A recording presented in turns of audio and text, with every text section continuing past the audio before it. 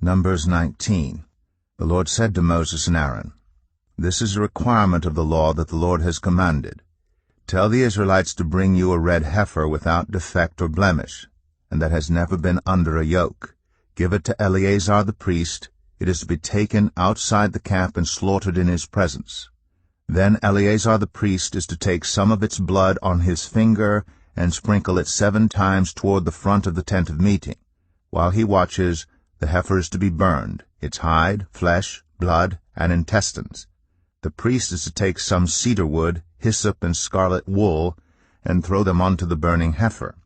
After that the priest must wash his clothes and bathe himself with water. He may then come into the camp, but he will be ceremonially unclean till evening.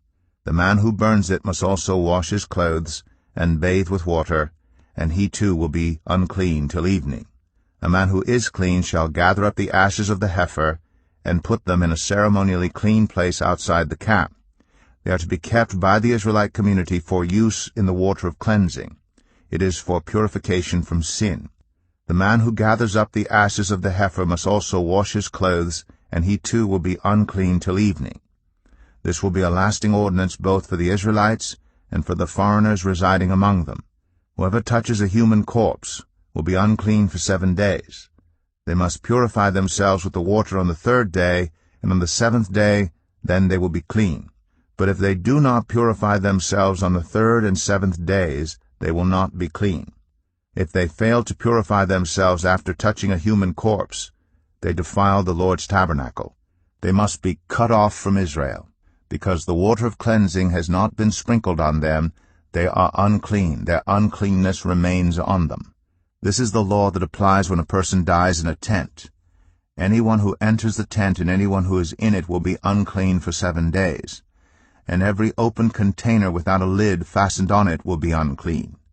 Anyone out in the open who touches someone who has been killed with a sword or someone who has died a natural death, or anyone who touches a human bone or a grave, will be unclean for 7 days. For the unclean person, put some ashes from the burned purification offering into a jar, and pour fresh water over them.